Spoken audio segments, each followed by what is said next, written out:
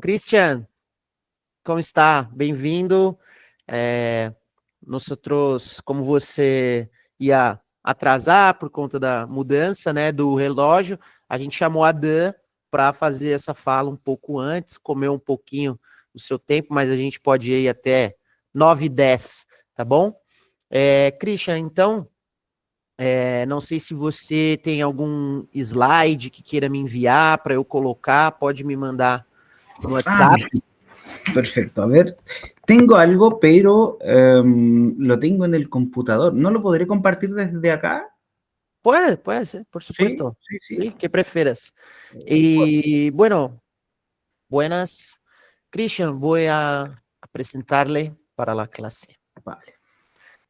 Então, pessoal, estamos aqui, agora sim, nossa aula 4, o tema, o lugar da folk comunicação na América Latina, tá? Com o nosso querido Christian Aguilar Yanez. Eu só vou passar antes a lista de presença para quem não pegou no começo, tá? A gente é só entrar no link e colocar o seu nome aqui, tá bom?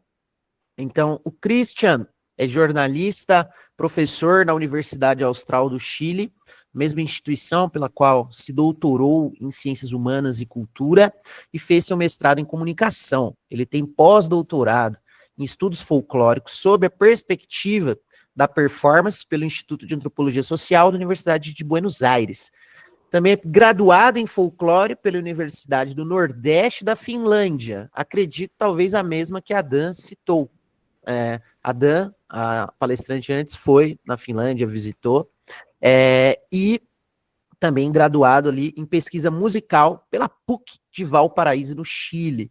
Atualmente, Christian é presidente da IOV Chile. A Dan, nossa palestrante anterior, também falou sobre a IOV, que ela queria conhecer mais sobre a organização, que ela conheceu no Bahrein, mas a IOV Chile é a maior organização de folclore do mundo, e ele também, o Christian, integra o Conselho Municipal de Cultura de Valdívia, pesquisador do Conservatório Nacional do Chile, membro da rede Folkcom, na qual é entusiasta há muitos anos pela disseminação da teoria da folk comunicação em toda a América Latina.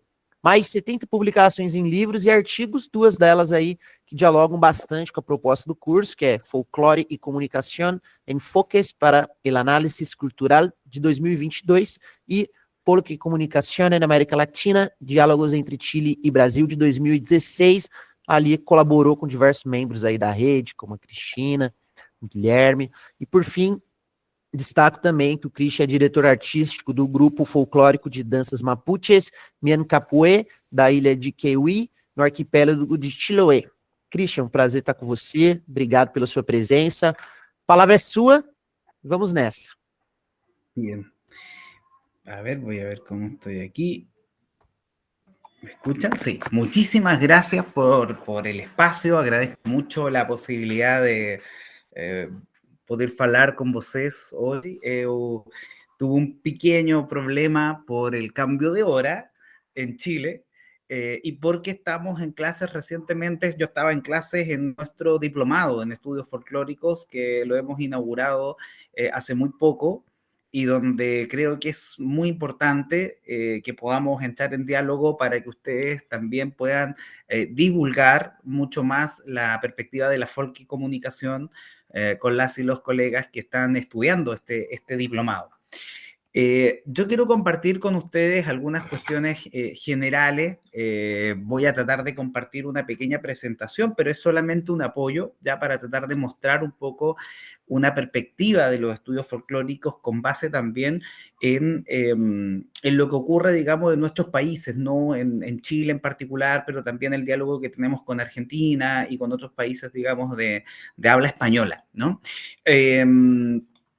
Entonces, tal vez hay un relato que para los que somos, digamos, en Chile nos permite un poquito poder iniciar esta conversación. Entonces voy a tratar de compartirlo. A ver si está por acá. Ahí. Bueno, lo primero que para nosotros es muy importante, colegas, plantear que en Chile hay una tradición y en América Latina tenemos un estudio, un campo de estudios de la comunicación que se ha ido conformando con cierta autonomía, ¿no? Con mucho debate, con muchas publicaciones, y que más o menos empieza a tener una presencia bastante importante en nuestro continente, en países como Chile, por ejemplo, en la década de 1960, ¿ya? Hay que decir que la década de 1960 en países como Chile, como Argentina, es un país que va a estar marcado por las políticas del desenvolvimiento, ¿no? Del desarrollo. Y esto va a marcar también la presencia de algunas corrientes que tuvieron algún grado de importancia entre 1960 y 1970, como lo es, por ejemplo, las corrientes conocidas como la comunicación y el desarrollo.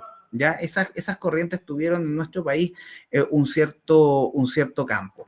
Y por otro lado, en nuestros países tenemos un desarrollo de estudios folclóricos, ya de estudios folclóricos que son anteriores, que se pueden circunscribir por lo menos para el caso de nuestros países. Y yo creo que en Brasil también es bastante similar. Fines del siglo XIX y principios del siglo XX, ¿ya?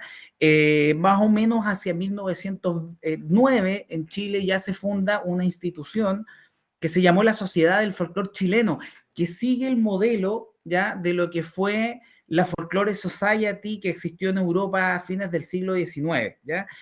Esta sociedad es habitada por básicamente intelectuales que en ese momento están recién dando vida, conformando las ciencias sociales en el país. Entonces son personas que vienen desde la filología, algunas, las más humanistas, digamos, la antropología, ¿no? Muchas de ellas vienen de la zoología, por ejemplo. Es un momento en que las ciencias sociales recién están empezando a configurar sus límites epistémicos como los conocemos, ¿no? Como más o menos lo hemos estudiado en nuestras academias. Entonces, ese primer momento, digamos, va a marcar el surgimiento de unos estudios folclóricos que de alguna manera reproducen algunas matrices de esa época, como son principalmente el nacionalismo y el evolucionismo. ¿Ya?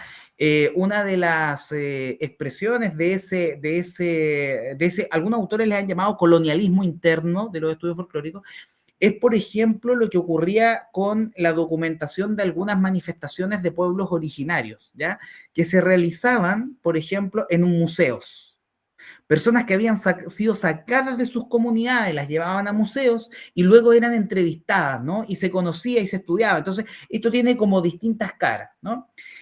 Hacia la década de 1940 y 1950 comienza un proceso de institucionalización de los estudios folclóricos en América Latina, donde paulatinamente su presencia universitaria va a ir decayendo. Ya, va a ir decayendo y se va a ir institucionalizando en el ámbito de instituciones públicas. Sin embargo, va a predominar un intenso ambiente artístico que va a estudiar la cultura popular, pero que en el caso de países como Chile particularmente, va a reemplazar el concepto de cultura popular por el concepto de cultura tradicional o estudios del folclore. Entonces, todo lo que tenía que ver con las manifestaciones del mundo rural, del mundo campesino, y también en ciertos puntos, digamos, de las clases populares empobrecidas, digamos, era una materia que estudiaban las ciencias sociales y particularmente el mundo campesino era preocupación de los estudios de folclore.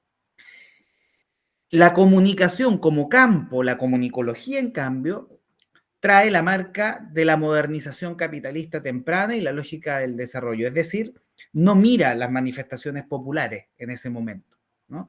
Y aquí hay una cuestión que es importantísima, porque si uno revisa la historia ya, del Brasil, Luis Beltriao está trabajando en su tesis, está publicando en la revista Comunicación y Problemas un artículo que se llama El ex voto como vehículo periodístico, jornalístico, dice, está, digamos, trabajando en su tesis doctoral en la década del 60, entre el 60 y el 70. ¿Ya? La comunicología chilena y latinoamericana en general no está viendo las manifestaciones de la cultura popular, sino que tiene una posición donde la agencia la tienen fundamentalmente los medios de comunicación. De allí que hay mucha literatura, por ejemplo, en muchos países que habla de que las perspectivas dominantes son muy mediocentristas, ¿no? Hay como una separación en esta lógica la transformación, digamos, los medios, la modernización, eso estudia la comunicación. Es tanto que, y eso, mis colegas brasileños que lo han trabajado, yo creo que Brasil tiene una tradición larguísima en eso, la idea era que el campesinado se modernice, ¿no? Era reemplazar los artefactos del campesino por, digamos, por artefactos modernos, ¿no? Bueno, y eso tuvo todo un impacto cultural. Sin embargo, las perspectivas que fueron más, de alguna manera, que fueron centrales en este proceso, en los estudios de comunicación, y esa distinción es muy importante, en los estudios de comunicación, ¿ya? Es esta disputa que de alguna manera van a tener dos grandes vertientes. Dos grandes vertientes. Por un lado, los funcionalistas, ¿no? que se dedican generalmente a realizar investigación de audiencias, mucha investigación cuantitativa, ¿ya? Y por otro lado, los críticos, la llamada investigación crítica. Y eso en Chile tuvo un impacto muy importante. De hecho, hubo una obra que es emblemática, que ya se las voy a mostrar, ¿ya? Y aquí yo tomo una cita de, ¿vocês conocen a Jorge González do México? Él fala frase, ¿no? Dice, la orientación dominante, nos dice Jorge González, en los estudios de comunicación social todavía a mediados de los 70 oscilaba entre una concepción que privilegiaba la atención de lo que se ha llamado medios masivos de comunicación, por un lado, una orientación positivista generada en el mundo anglosajón, que se orientaba a la descripción de sus efectos, ¿ya?, en la población, y por el otro lado, una perspectiva crítica, ¿ya?, desde los intereses políticos enfrentados a las clases dominantes, poseedoras de los medios y las clases explotadas, e idiotizadas culturalmente por los contenidos de tales instrumentos de la burguesía. Bueno, en Chile hubo, digamos, ejemplos muy significativos de esa perspectiva. De hecho, en Chile se impulsa con Argentina y más tarde en México la fundación de una revista que se llamó Comunicación y Cultura. Pero comunicación y cultura no se entendía ya como estas prácticas culturales al estilo de lo que nos va a plantear Luis Beltrao, sino que comunicación y cultura se entendía como el impacto que los medios tenían en la transmisión de la ideología dominante a las grandes masas, ¿no? Es decir, el énfasis estaba puesto en la agencia, los agentes eran los medios de comunicación, sea que tú seas funcionalista o sea que tú seas de alguna manera crítico, ¿no? Y eso fue, digamos, en nuestro país y en varios de nuestros países y en América Latina, nos dice Jorge González, fue un elemento bastante común, digamos, ¿ya? Aquí les quiero mostrar, y, a ver, me voy a saltar un poquito porque les quiero mostrar cómo se expresó esta investigación y por qué en Chile hubo un trabajo, ¿ya?, que terminó por ser tremendamente relevante, ¿ya?, y que marcó una época, pero que, bueno, tuvo tiempo de caducidad. Y se los cuento porque hoy día, particularmente en Chile, es 11 de septiembre y es la fecha en que se conmemora el golpe de Estado del año 1973, ¿no? Ya les voy a contar por qué, digamos, porque esto fue muy, digamos, marcó mucho esta época. Teníamos allí, ¿no es cierto?, que las dos grandes perspectivas, por un lado, eran los enfoques funcionalistas, nos dice Jorge González, o la perspectiva crítica. Pero la gracia era que ninguno de ellos pone atención en las personas y sus prácticas culturales. Ese fenómeno no es relevante, no es importante para estas perspectivas, ¿no? Es la misma cita, pero miren, les quiero mostrar un poquito lo que ocurre con la investigación crítica, que en el caso chileno toma como modelo elementos de la Escuela de Frankfurt, particularmente en relación a las industrias culturales, y el análisis estructuralista, particularmente el análisis semiológico, ¿ya?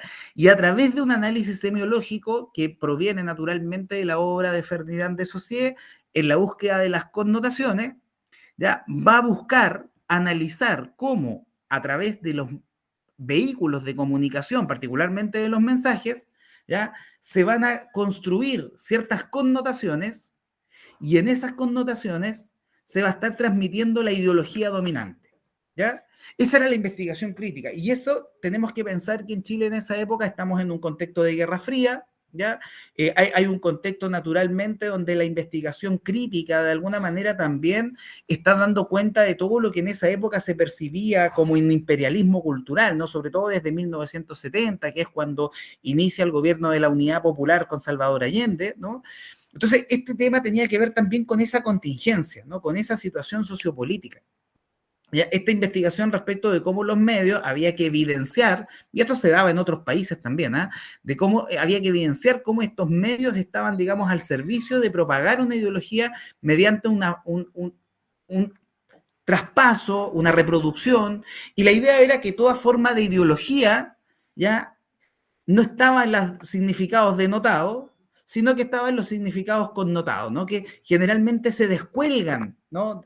De este primer nivel de significación. En el estructuralismo uno identifica un primer nivel de significación, que es la denotación, y un segundo nivel, que es el de la connotación, ¿no? Y ellos dicen, es en este segundo, en la connotación, donde se va a alojar la ideología dominante. ¿Ya? Entonces, el énfasis por la connotación, el interés por el sistema, más allá de sus apariencias, indica las diferencias que separa el contenido del proyecto semiológico, que es el análisis crítico, respecto del funcionalista, que es el contenido manifiesto, ¿no? Lo que se dice explícitamente, ¿no? Tendríamos que decir que es lo denotado, ¿ya?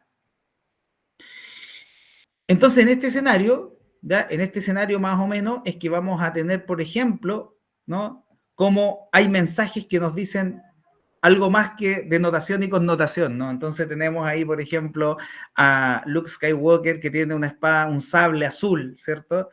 Asociado, digamos, al bien, y luego tenemos al malo, digamos, con un sable rojo, ¿no? Que es el tipo de análisis que se realiza en esa época. Bueno, en ese proyecto académico es que va a surgir una obra, un texto, que fue bastante central, que fue bastante central y que estaba en la línea de lo que publicaba esta revista que yo les digo era Comunicación y Cultura, y que fue este libro que está acá, ¿ya? Esta obra fue una de las más emblemáticas en la producción de la investigación crítica en esa época, y lo que buscaba develar era cómo estas historietas, ¿no? Lejos de ser inocuas o de ser inofensivas, ¿ya? Lo que hacían era traspasar toda una ideología, y lo hacían con un mecanismo propio también de las industrias, digamos, de los medios, que tiene que ver con, claro, con focalizar una audiencia, que en este caso son los niños, ¿no? Y sabemos, ¿no? Desde los estudios de comunicación que los niños generalmente, o sea, están pasando siempre por una etapa de socialización, ¿no? Que es esta etapa donde estás adquiriendo códigos, significados a través de distintos medios. Algunos de esos medios será la educación, otros medios hoy día será esto, ¿no? Y entonces el hecho de que este sea un consumo era visto, digamos, como un tipo de espacio para poder denunciar, ¿no? Y eso se publicó acá en Chile, ¿no? De hecho, en el prólogo, que es de Héctor Smukler, también, digamos, un referente del campo de la comunicología, dice que la lectura que se ofrece trasciende la opacidad, dice, de la denotación, o sea, no es la denotación, el significado, digamos, denotado de primer orden, para indagar en la estructura de las historietas, para mostrar el universo de connotaciones que desencadena y que se instala en un nivel superior y de significación, ocupando el lugar fundamental en la comprensión del mensaje. ¿Ya? Esto, como les digo, fue una obra aquí y marcó una escuela. ¿Por qué les decía que era importante la referencia al día de hoy, digamos, que es 11 de septiembre y que se conmemora el inicio de una violenta dictadura cívico-militar en Chile? Porque naturalmente el autor de la obra, ¿no? Tiene que partir del país, o sea, esa escuela quedó totalmente, no se pudo seguir desarrollando, ¿ya? De la misma manera en que se venía realizando. Y muchos de las investigadoras e investigadores de la comunicación tuvieron que, y de las humanidades en general, no estoy hablando exclusivamente del campo nuestro, lo que favoreció además el diálogo interdisciplinario, tuvieron que trabajar en organizaciones no gubernamentales, ¿ya? En organizaciones no gubernamentales.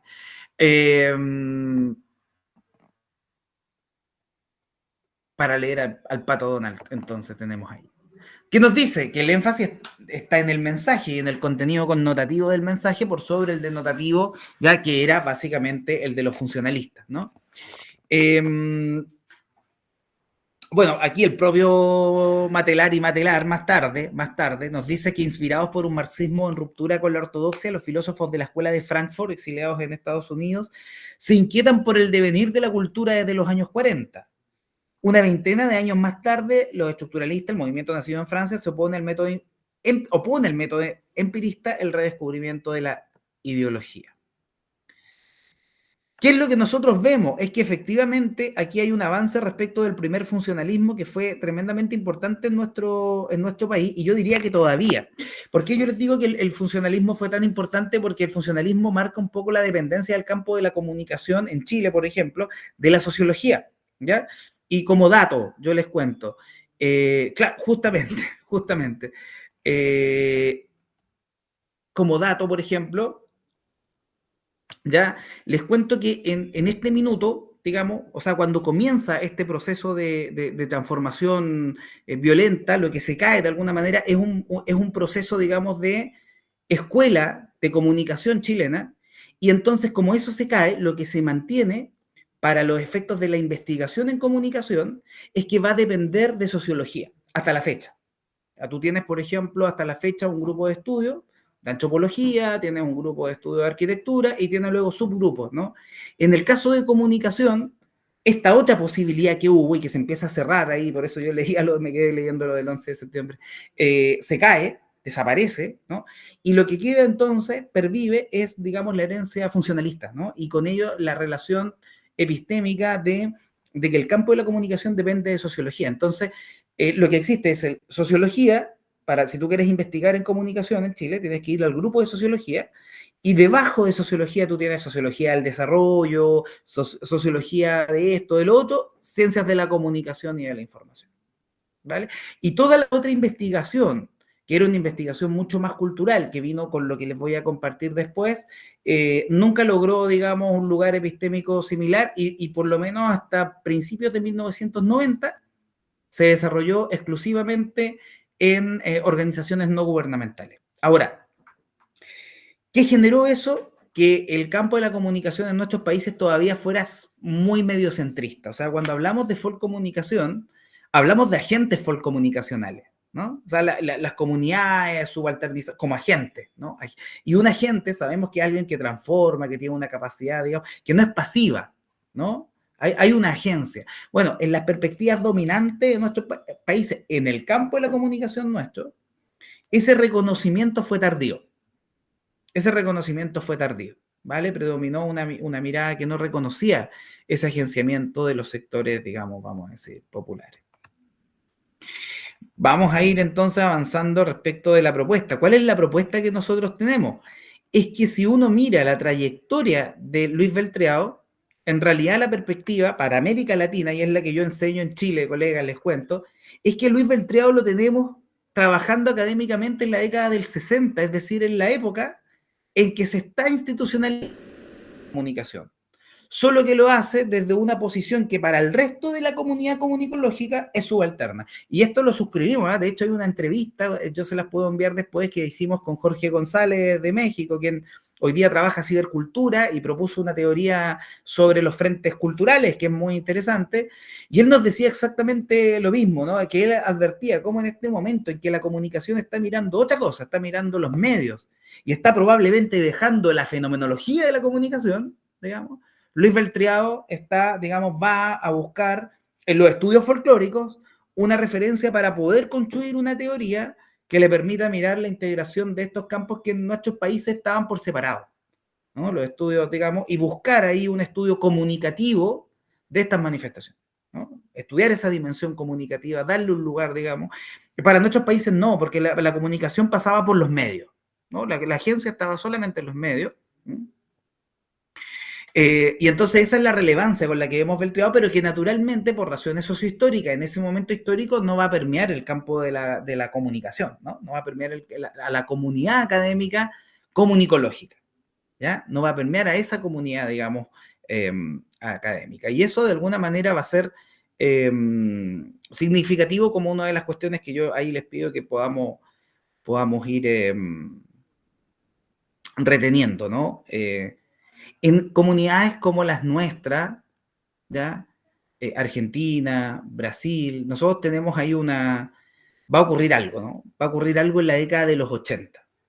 La década de los 80, la década donde son los últimos 10 años de dictadura, comienza a producirse un fenómeno que es transversal, ¿ya? Y que de nuevo yo tengo de hecho, para que sigamos conversando, está el libro, ¿cierto? La comunicación de los marginalizados de Luis Beltriao, que aparece en 1980, y en nuestros países va a pasar algo bien interesante, y es que con la década de los 80 recién va a empezar un giro, ¿ya? Mucho más cualitativo, que va a empezar a permear a la comunidad comunicológica, ¿ya? En países como Chile, como Argentina, como México, y se va a empezar a hablar entonces de que para hablar de comunicación hay que hablar de cultura. Esta idea de que no podemos hablar de comunicación, sino que hablamos de cultura. Ese fenómeno, ¿ya? Va a tener dos obras que van a ser emblemáticas y que van a permear no solamente el lenguaje, sino que las publicaciones, digamos, va a lograr legitimidad en nuestro campo académico. De hecho, yo trabajo en un departamento, bueno, trabajo en varios programas de comunicación y claro, esa es como la puerta de entrada de repente va a hablar ¿no? Como parte del capital lingüístico común, ¿no? Respecto de las obras que van a marcar. Y en particular, yo les diría que son dos, ¿ya? Yo creo que la primera es la que permeó mucho el campo, que es el libro, también clásico, por supuesto, a estas alturas, pero que abre un poco esta mirada, que es de los medios a las mediaciones, ya que por ahí aparece en el año 1987, ¿ya? Voy a avanzar por acá. Aquí, ¿no? Que van a ser dos obras emblemáticas que se hacen cargo de una discusión que ya venía hace mucho rato, ¿no? Que era esta discusión de, bueno, lo tradicional, lo moderno, lo folclórico, lo masivo, ¿no? Que se habían construido como entidades estancas, autónomas, ¿no? Y tanto, bueno, ahí hay otro fenómeno que es de contexto, ¿eh? Yo se lo escuché, les cuento seguramente ustedes lo han escuchado igual, pero para mí fue significativo en el último congreso de ALAIC, ¿ya? Que se realizó en Buenos Aires, en el que yo estuve, digamos, el último congreso que estuve participando, nos contaba, digamos, en un homenaje que se le hizo a Jesús Martín Barbero, que él, como muchos, digamos, Néstor García Canclini, perdón, que tuvieron que partir a México, ¿no? Entonces México se transformó en un espacio que a raíz de las dictaduras de Uruguay, Argentina, Chile, recibió muchos académicos, y eso nos lo refrendaba también fuertemente Jorge González en esta entrevista que está publicada en la revista de ALAIC. Entonces, ese debate de lo tradicional, lo moderno, lo político, lo que él llama el filón gramsciano, la influencia de Gramsci, ¿no? En la discusión, para ellos se empieza a dar en los 70, 80. Bueno, de nuevo otro punto ahí que tenemos para Luis Beltriao y la folcomunicación, ¿no? Porque la influencia gramsciana uno la advierte también en los enfoques que están, digamos, echando ahí en discusión. Pero esta obra particularmente, de los medios a las mediaciones, va a tener una gracia porque va a interpelar a la comunidad académica en nuestros países, que había sido muy mediocentrista, en el sentido de que es el empuje para empezar a ver la comunicación no solamente en los contenidos de los medios, ¿ya? Sino en las prácticas culturales, y entonces eso va a permear un tipo de investigación que primero es cualitativa, ¿ya? Y que luego también fue muy relevante, que fueron los estudios de recepción cualitativo, con investigación etnográfica, ¿no? Las famosas etnografías de la recepción. O sea, a partir de los medios de las mediaciones se va a empezar a enriquecer también la metodología de investigación, y se va a empezar a trabajar, por ejemplo, con etnografía, con trabajo de campo, se va a dar espacio a la significación cultural, a cómo la gente ya no se entiende que el que mira un contenido está siendo dominado así sin más, sino que se entiende que esa persona puede producir sus significados, ¿no?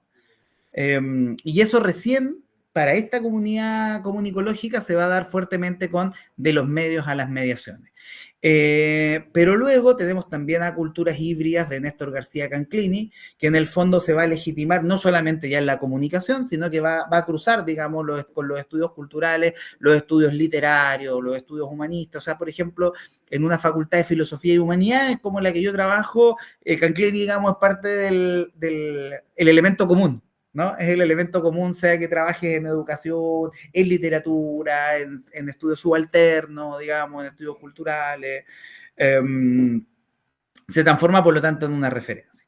Pero manteniendo un poquito la referencia a la influencia que tuvo, claro, Jesús Martín Barbero, que esto ya, digamos, tiene su tiempo, pero estas cuestiones fueron centrales, porque en nuestros países se entendía que la comunicación, o sea, de alguna manera, y eso es lo que a mí me parece que es un fenómeno que ocurre, ¿no? Al construir el objeto, nuestra comunidad académica olvidó la comunicación. Digamos, para quienes trabajamos más en perspectiva cultural, en perspectiva de estudios más antropológicos, estudios folclóricos, pareciera ser que la comunicología nuestra, en ese sentido, había como que al ver la comunicación como un fenómeno, no solamente que estaba en los medios, sino que era un fenómeno de contenidos, ¿no? Entonces parecían más teorías informacionales que comunicativas, digamos, la comunicación como fenómeno de lo común, digamos, desaparece, ¿no? Un poco en ese proceso. Entonces este libro vuelve a interpelar y vuelve a decir, bueno, la comunicación hay que verla primero como proceso, ¿ya? Segundo, hay que pasar de los medios a las mediaciones. ¿Cuáles son las mediaciones que hacen posible los procesos? Y ahí se nos enriquece el campo completamente, ¿no? Luego, además, no lo coloqué acá, pero él dice, bueno, esta cuestión hay que verla en términos transdisciplinarios, ¿eh? Dice, hay que mirarlo desde múltiples perspectivas disciplinarias. Y en esa época, que era el periodo todavía de la televisión, ¿cierto? Aquí estábamos con... Era, bueno, hay que ver qué hace la gente con lo que ve, pero lo importante para eso, digamos, que en qué es relevante, es que autoriza de nuevo a mirar las prácticas culturales, ¿ya?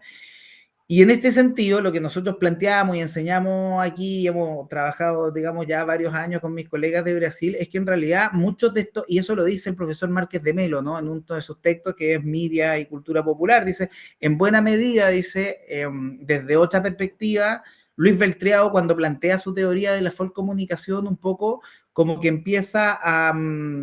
se adelanta un poco a lo que va a decir, digamos, años después, Jesús Martín Barbero, ¿ya? Y por eso está la distinción tan importante que nosotros hacemos entre la comunidad académica, ¿cierto? Y la propia vía de los conceptos. Pero miren, ¿qué les colocaba yo acá?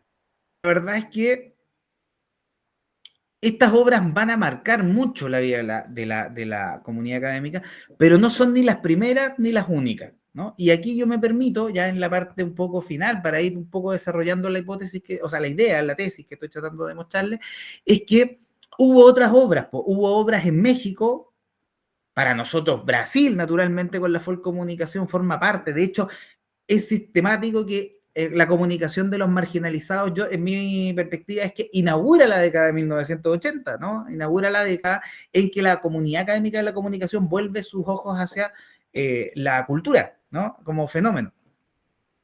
Entonces, lo que hacemos es ir mirando, bueno, qué otras obras, qué otras perspectivas se dieron un poco antes. Y ahí aparece, naturalmente, la obra de Jorge González, ¿no? Que además se relaciona con Gilberto Jiménez, que es una referencia cuando uno discute desde las ciencias sociales temas, por ejemplo, de identidad, de prácticas culturales. ¿Ya? Él nos cuenta que empezó a realizar estudios empíricos tempranamente, ¿cierto? Muy joven, ¿ya? Y que en esto, ahí él habla justamente sobre este filón gramsciano, pero ¿qué es lo interesante? Y eso lo refrendamos mucho a través de las entrevistas con Jorge y todo, era que él partió estudiando las ferias, partió estudiando los exvotos, miren, en sus palabras, y ahí no sé si ¿qué es lo que pasa, dice él, con los que están en el medio, dice, ¿no? Con las prácticas más comunes, la gente que va a las ferias, que va a las fiestas populares, que va a los exvotos, decía, todo ese mundo que a veces desde una matriz más ilustrada, como que la comunidad académica, ¿no? No mira, sí la comunidad folcomunicacional, ¿no? Debo decirlo, ¿no? Sí mira. Pero él, si uno compara, más o menos los objetos empíricos, las manifestaciones que él está viendo en esa primera etapa, está mirando básicamente los mismos elementos y por eso él siente una cercanía tan grande, siempre nos dice con Luis Beltriao y la Folcomunicación, me decía, y con Márquez de Melo posteriormente, porque la mirada es más o menos la misma, ¿ya? Solo que lo está haciendo en ese minuto desde México y está, a partir de la influencia de Antonio Gramsci, tematizando el tema de la cultura popular, ¿ya? Está tematizando el tema de la cultura popular, ¿ya? Y luego fue ampliando. Él dice, llegué desde estudiar las ferias a estudiar las telenovelas, ¿no? O sea, fui dándome cuenta que la vuelta era al revés, dice él. La vuelta no era partir sobre los procesos, digamos, industriales y de ahí, sino que partir al revés, ¿no? Y entonces, eh, ahí él, por ejemplo, en este diálogo con Gramsci, naturalmente, dice que lo popular, entendimos que lo popular, dice, no se define por sus contenidos ni por su origen, sino, dice, porque las clases subalternas e instrumentales de la sociedad lo usan en contraposición con las clases dominantes. Entendimos que la clave para estudiar de una manera no idealista ni sustancialista, porque dicho sea de paso, y ahí voy a llegar dentro de unos minutos, los estudios folclóricos en muchas de sus vertientes, porque son varios paradigmas, pero hay muchos de ellos que desarrollaron perspectivas muy sustancialistas, muy esencialistas. Pero por otro lado, ese esencialismo también Jorge lo veía en perspectivas, digamos, más críticas, pero que idealizaban también el ideal de la resistencia de las clases populares. Entonces, lo mejor era estudiar las manifestaciones populares, era comprenderlas a partir de esta relación social, que es la relación social de la hegemonía. ¿Ya? Comienza a trabajar, por ejemplo, con técnicas de entrevista, etnografía, investigación-acción, ¿ya? Y trabaja con formas documentadas de comunicación popular, por ejemplo, ¿ya? Aparece este texto, ¿no? La sociología de las culturas subalternas, que yo les cuento, si ustedes ven, ahí está en portugués. ¿Y por qué está en portugués, por ejemplo? Porque en nuestros países no se publicó, ¿no? Es un texto que se conoce fundamentalmente en México, ¿ya? Y que afortunadamente se tuvo su traducción en Brasil, ¿no? Con lo cual logra una difusión importante. Pero, por ejemplo, no forma necesariamente parte del caudal de la comunidad comunicológica en países, por ejemplo, como Chile, ¿ya? Eso lleva varias cosas, ¿eh? Les cuento así como anécdota, cuando y eso también bueno, lo ha escrito, lo ha dicho en conferencias y nos lo ha refrendado en entrevistas. Esto de que aparecen ciertas literaturas como si fuese un autor dentro de los estudios de recepción. Y él dice, yo no hago estudios de recepción, dice. No es eso, digamos, ¿no? No es eso lo mío, es otra cosa, ¿no? A él le interesa, y de nuevo en eso dialoga desde su matriz cultural, que tiene 8 componentes epistemológicos, dialoga, por ejemplo, con los planteos de Luis Beltriao, en el sentido de que está preocupado de la agencia. Bueno, un ejemplo clásico es justamente su trabajo en el corazón de la Sierra Madre. Él trabaja en una radio en México, y la historia es muy simple. Él llega para realizar etnografía en un contexto de una comunidad cercana a México, donde había un proyecto, digamos, muy importante, radial, que lo que buscaba era impulsar, modificar las acciones de esas comunidades indígenas. A él le piden en particular que identifique historias, cuentos de niños, ¿ya? Y él, cuando realiza la etnografía, realiza el trabajo de campo, no encuentra ningún cuento para niños, porque en el marco de esa cultura lo que habían eran otro tipo de historias, cuentos de duendes, cuentos de animales, cuestiones que no tenían que ver con las categorías que él podía llevar etnocéntricamente. De hecho, nos da un ejemplo que era maravilloso. Él decía, deben escuchar o conocer ustedes en español a un cantautor muy importante, digamos, que es Silvio Rodríguez, ¿no? Silvio Rodríguez, un cantautor, trovador cubano, digamos, una referencia. Entonces Jorge nos decía, ellos ponían a Silvio Rodríguez en la radio, pero la gente no escuchaba. La gente escuchaba a un músico popular que se llamaba Chico Che. La era está variando un corazón, perfecto. Y pueden buscar Chico Che, que es una fiesta. Chico Che canta cumbia, pero canta temas como, por ejemplo, uy, qué miedo. De hecho, el expresidente de México lo citaba uy, qué miedo, ¿no? Y donde se ríe un poquito de que las cosas están caras, ¿no? La vida sube. Entonces, lo que él se da cuenta, lo que está faltando para promover, Chico Che, ¿no? Para promover, voy a buscar el Chico Che, para promover un conocimiento, digamos, que no sea finalmente etnocéntrico, ¿no? Es necesario trabajar en clave etnográfica. A ver, Chico Che, qué miedo, miren. Es muy alegre esto. Pero él dice, bueno, había que entender, se llama Chico Che y la crisis. Ahí lo pueden buscar, Chico Che y la crisis.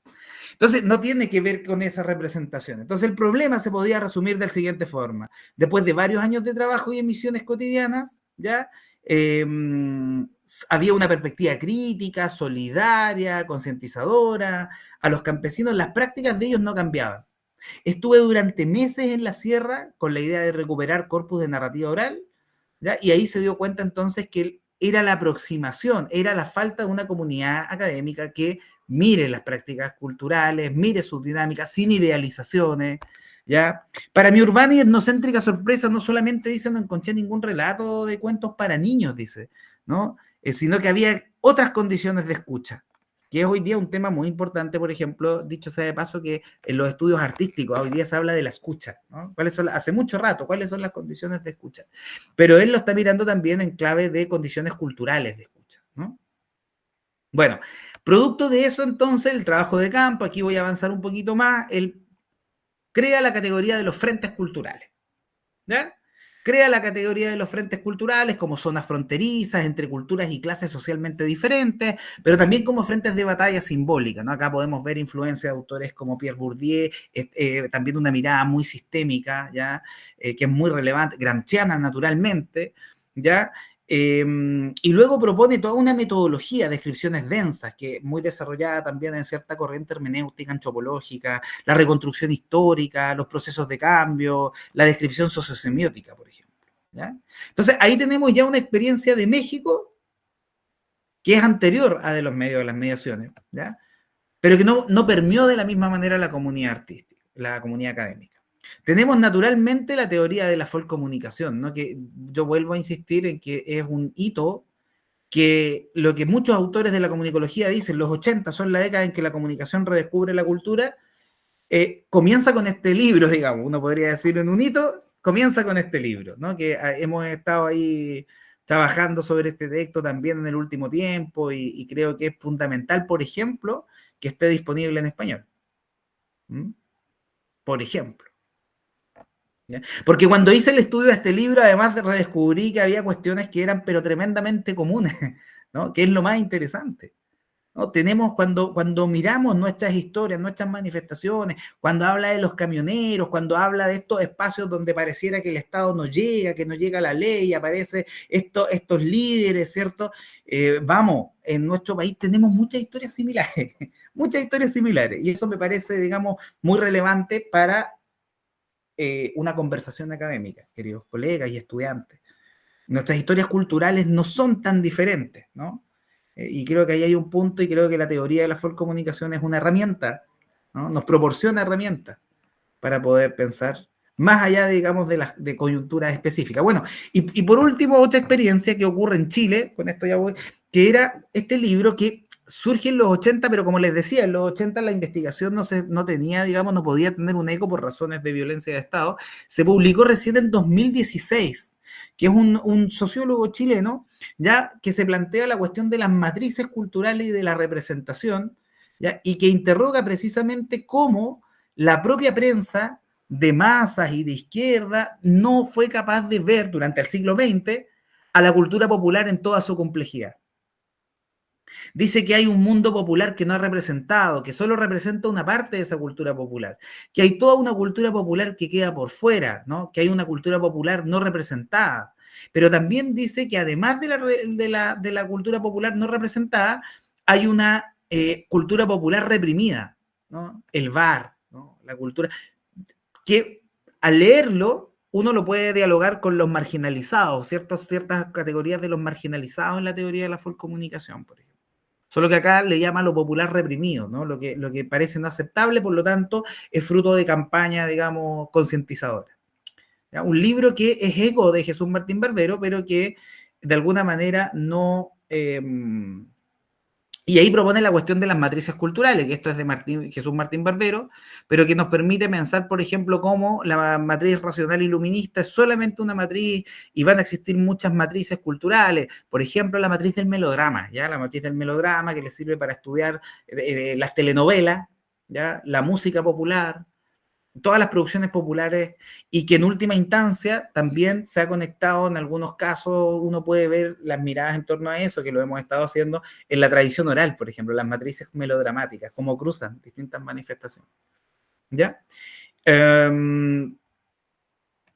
Bueno, lo que ocurre entonces es que estos espacios van a tener cabida, y con esto ya voy en la última parte, van a tener cabida dentro de un campo que se llama comunicación y cultura, ¿ya? Actualmente, comunicación y cultura es un área de especialización dentro de la comunicología. En otros países, como Estados Unidos, por ejemplo, ha venido desde otros lugares, no necesariamente desde la comunicología.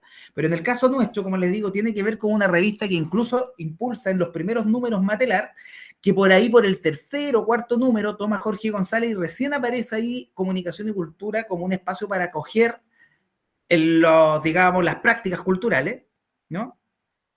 Primero era una visión crítica, era la visión para leer al Pato Donald. Esa era la primera, ¿ya?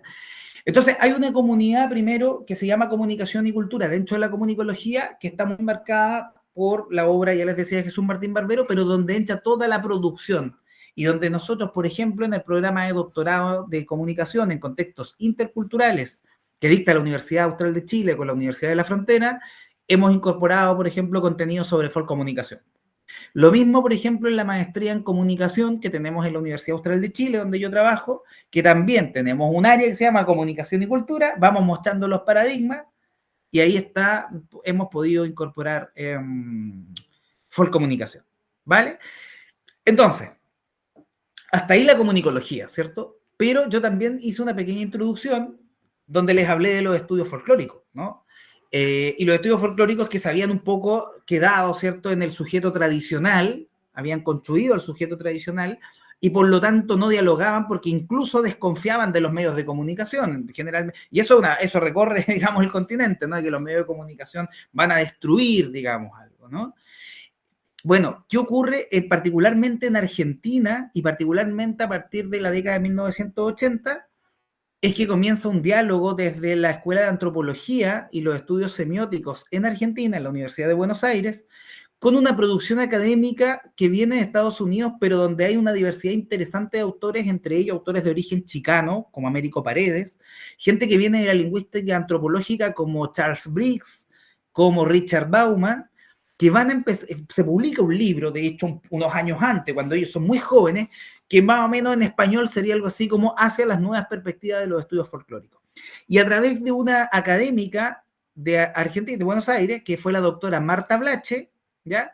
Ella conecta con esta academia, luego posteriormente ella trabaja también con un gran amigo con quien estamos haciendo el diplomado en estudios folclóricos, que es el doctor Fernando Fichman de la Escuela de Antropología de la Universidad de Buenos Aires, y ellos desarrollan una perspectiva comunicacional de los estudios folclóricos, que toma como categoría principal el concepto, una de los enfoques en torno a la performance, ¿ya? Y entonces, esa perspectiva va a dialogar nuevamente con ya no el campo de la comunicación, sino la fenomenología de la comunicación, ¿no? La fenomenología de la comunicación. Y van a plantear, por ejemplo, ¿ya?, que las manifestaciones de performance son un modo de comunicación marcado, realzado ante un público, que hay manifestaciones de intelectualización, de recontextualización, y eso se va a desarrollar en el caso de una comunidad académica cuyo principal medio de comunicación académica fue una revista que hoy día ya no existe, que se llamó la Revista Argentina de Investigaciones Folclóricas, ¿no? Pero que hacen la vuelta sobre Bakhtin, sobre las manifestaciones, ¿no? Y que de alguna manera entienden que las manifestaciones, como, digamos, las llamadas manifestaciones expresivas, pasan por procesos necesariamente de comunicación, ¿no? Ahí les presento, hay una pequeña imagen de la profesora Blache que un poco va a impulsar estos procesos, ¿no?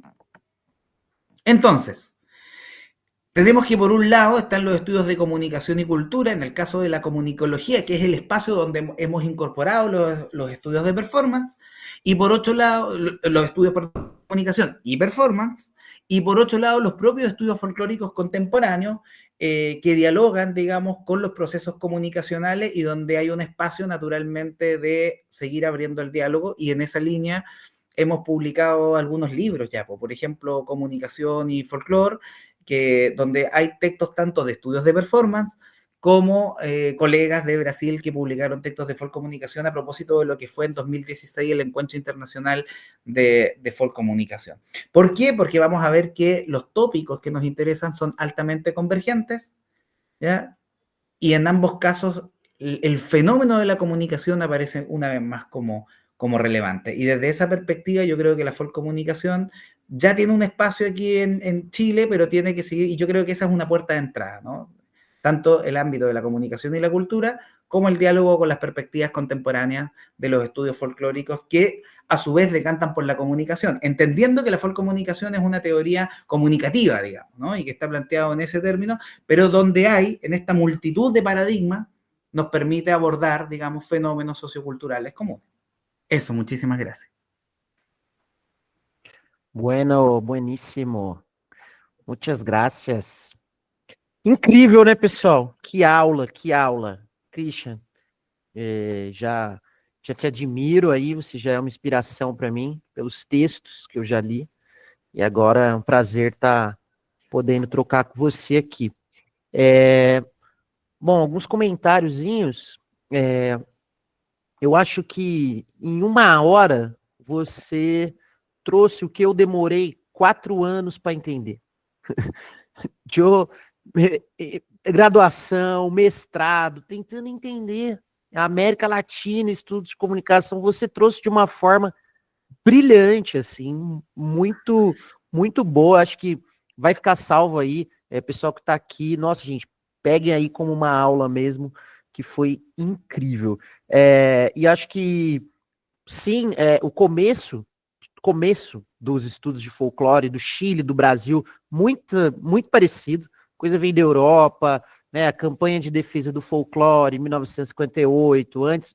Mas você trouxe uma coisa que eu nunca havia pensado, que eu havia me questionado muito, inclusive agora no GT Folk Comunicação no Intercom, que o Guilherme, a Betânia, eles trouxeram um palestrante, e ele advogou, lutou pelo folclore nas universidades. E eu pensando, né, por que não está tanto nas universidades? E você trouxe uma coisa, né, enquanto ele vai se institucionalizando, ele vai saindo um pouco da universidade. Isso talvez a gente possa dizer que também aconteceu no Brasil. Eu achei muito legal, porque isso explica algo que eu sempre fiquei assim, nossa, por quê? Achei muito legal você trazer isso. E agora, no final, esse movimento dos estudos de folclore em também reconheceu trazer a comunicação. A Marta Blasch, que eu não conhecia, imagino que você deve ter trabalhado com ela no seu estudo lá em Buenos Aires, né, porque foi nessa parte da performance. Eu vou procurá-la, que deve ser bem legal, como também não conhecia o Sunkel, do Rassone Passion, parece ser muito legal. E aí, você falando, vai me aparecendo assim, mais uma vez, o quão Luiz Beltrão foi pioneiro, porque ele, não só em 80, como em 67 ali, ele já estava avançando nessa dicotomia teoria crítica, funcionalismo, né? Ele já estava mais adelante, como você falou. E eu conheço muita gente que lê o Barbeiro, lê Orozco, lê Jorge Gonzalez, e depois fala assim, nossa, esses caras leram Beltrão? Esses caras não se inspiraram muito no Beltrão, mas eu não vejo ele citar o Beltrão, né? E eu não sei mesmo se eles leram, se eles não leram, mas assim, o mundo estava ali naquele lugar mesmo, né? De olhar para isso, né?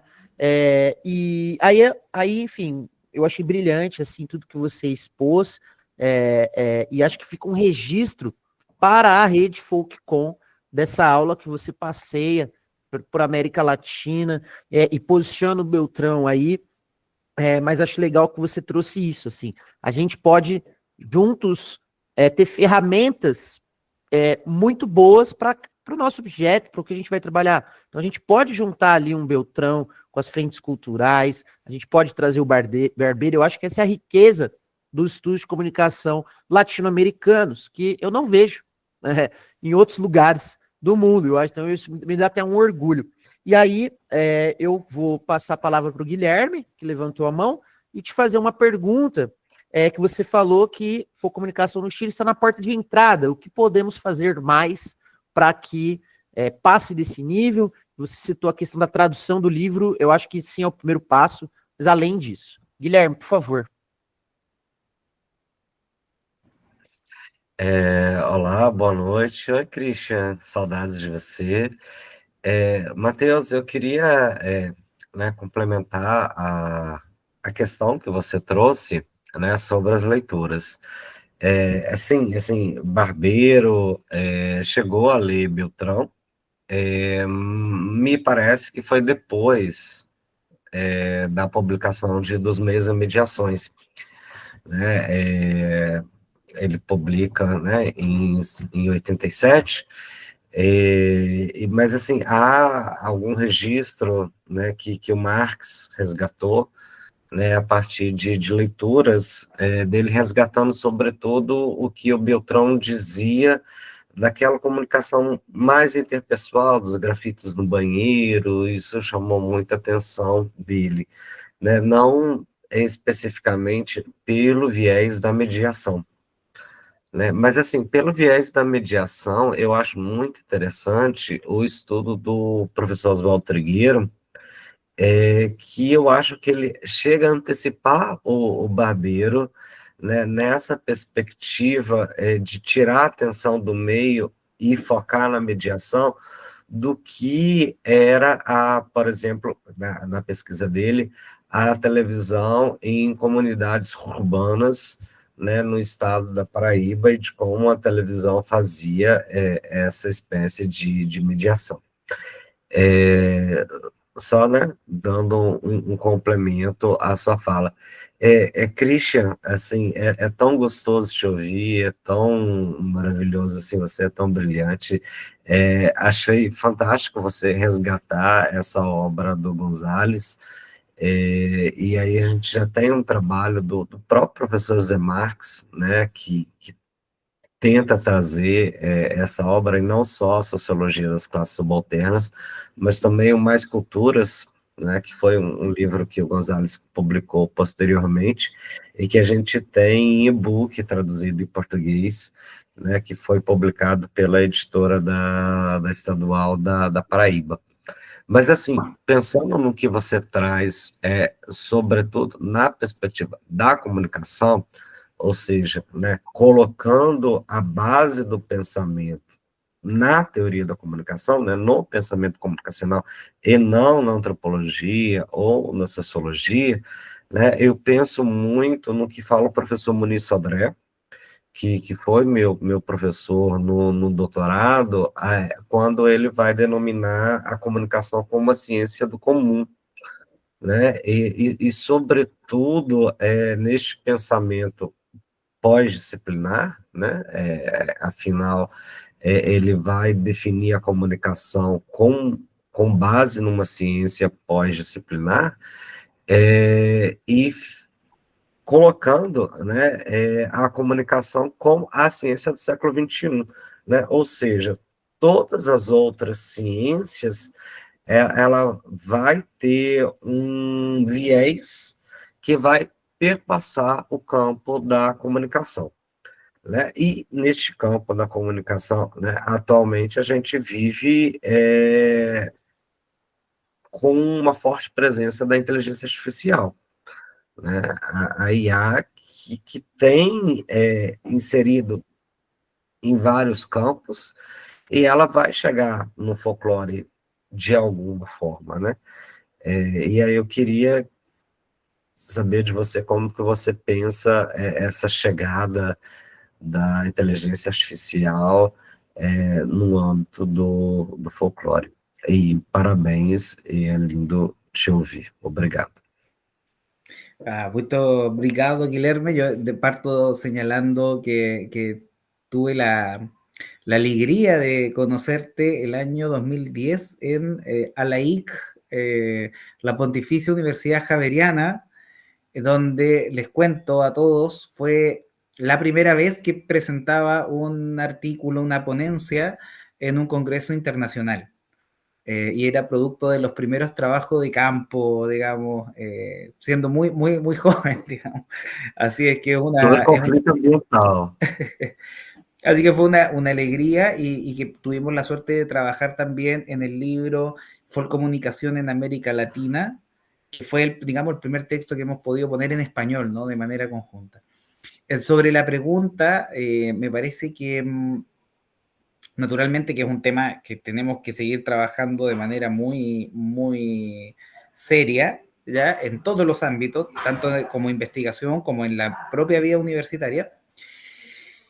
Pero también me pasa lo siguiente, esto me lleva a pensar, y releyendo la carta de Toms, con la que propone el término folclore, después de que ya los romanticistas habían hecho lo propio, digamos, los anticuarios, y algo que se replica, yo pienso que en nuestros países, en el caso de Chile es muy evidente, los primeros textos de folclore, por ejemplo, dicen, por ejemplo, las últimas manifestaciones culturales de este pueblo, ¿no?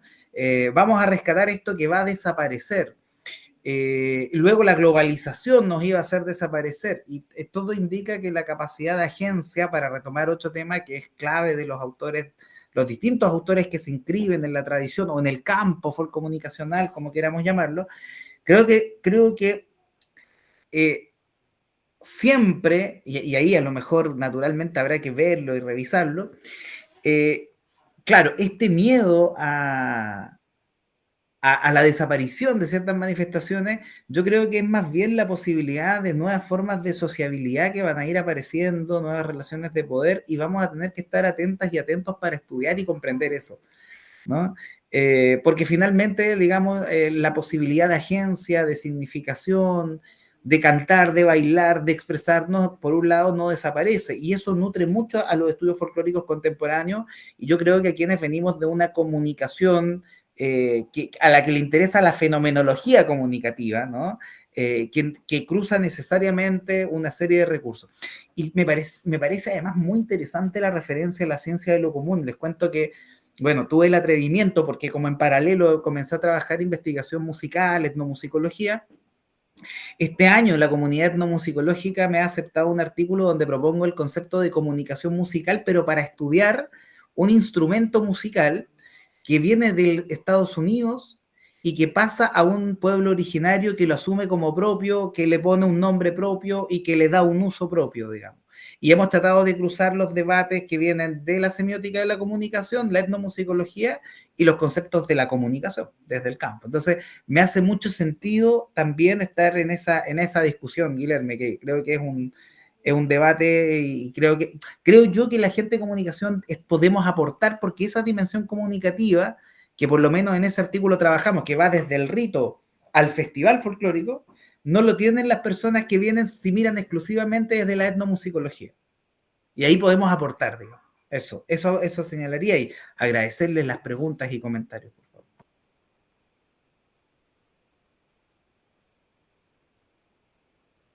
Estava anotando aqui, do Rito ao Festival Folclórico. Bueno, Claudiene, Rosana, Adriana, se quiserem aí fazer alguma pergunta, alguma consideração, achei muito incrível, maravilhoso, e se você puder, Christian, a pergunta que eu lhe fiz de como a gente pode avançar ali com a comunicação no Chile, por favor. Sí, yo creo que tenemos un trabajo muy, o sea, de partida el plano de la educación es un plano que nos une. Estamos trabajando a nivel, por ejemplo, de docencia, y eso es importante porque nos obliga a pensar la folcomunicación con manifestaciones de acá, ¿no? Cuando hacemos docencia. Eso por una parte. Yo creo que la divulgación de textos emblemáticos en español es una tarea, pero que sea una divulgación también, a mí en su momento en la formación me sirvió mucho, me marcó también en cierta medida, no lo desarrollo tanto, pero la formación hermenéutica, ¿no? Es decir, la posibilidad de trabajar los textos puestos en contexto, porque eso de alguna manera los trae no solamente como un documento histórico, sino como un documento que le habla a la comunidad académica hoy, ¿no? Yo creo que eso es una cosa, bueno, la posibilidad de realizar encuentros conjuntos, como el encuentro de Folcomunicación, es muy importante, pero también la posibilidad de promover investigaciones conjuntas. Yo creo que ese es un punto súper relevante, porque hay fenómenos cuando uno lee, no sé, las publicaciones de la revista de Folcomunicación, qué sé yo, y vemos que hay muchos fenómenos que son totalmente convergentes, ¿no? Yo creo que ahí hay un punto en el que todavía podríamos avanzar muchísimo más, ¿no? En términos de producir conocimiento, trabajar de manera colaborativa, ¿no? Então, vou pedir para você colaborar comigo na minha pesquisa. Ah, beleza, Claudiene vai comentar alguma coisa? Oi, boa noite. Só cumprimentar, tudo bem, Christian? Tudo bem, Saudades. prazer vermos na casa. Saudades também. Queria só, o professor Christian foi da minha banca de doutorado, eu queria só perguntar sobre o público do curso que o senhor falou, se eles são da academia ou não, já que o senhor também tem as suas próprias artes. Eu não sei se chama de sanfoneiro, mas ele também toca sanfona pra caramba e participa dos festivais. Qual é o público que se inscreveu no curso? Bien, muy obrigado por la pregunta. Tenemos una audiencia y eso nos tiene muy contentos, muy diversa. Generalmente en nuestros países la gente que se dedica o que se autoidentifica como folclorista hoy día son profesores, muchos de ellos, la mayoría, profesores de música, pero tenemos la suerte de tener profesores de música, profesores de educación general básica, profesores de arte, licenciados en música, y por otro lado tenemos a personas que vienen de las ciencias sociales, tenemos antropólogos y periodistas, lo cual nos tiene muy contentos porque estamos abarcando, digamos, una audiencia, digamos que es variada, o sea, que toma a la gente que es del campo, pero que al mismo tiempo muestra su diversidad. Y tenemos al menos 12 investigadores que trabajan en museos, que trabajan en actividades académicas, uno de ellos ha publicado con nosotros. Entonces, por un lado, queremos incidir, ¿no?, con nueva formación, con nuevos paradigmas en quienes viven esto desde el día a día, en cuestiones tan prácticas como las artes, pero también en quienes se pueden aproximar, y ahí los vemos, de repente los que vienen de sociales son los que más preguntan, pero todos ellos se van a ver permeados ya con una perspectiva histórica, pero también con paradigmas, ¿no? Y eso yo creo que es muy, muy importante. O sea, ese es nuestro apostolado, decimos con mi colega Fernando Friedman, ¿no? Eso, Claudia. Perfeito. Bom, então vamos encerrar a gravação. Agradeço a todos que estiveram presentes conosco hoje, tanto aqui no presencial, no ao vivo, quanto vão assistir aí gravado. Então, uma boa noite. Só para marcar, pessoal, 11 de setembro, dia que o nosso ex-presidente Jair Bolsonaro foi condenado aí por tentativa de golpe. Esse é o dia que nós estamos terminando essa gravação. Então, fica um abraço aí para todos e uma ótima noite.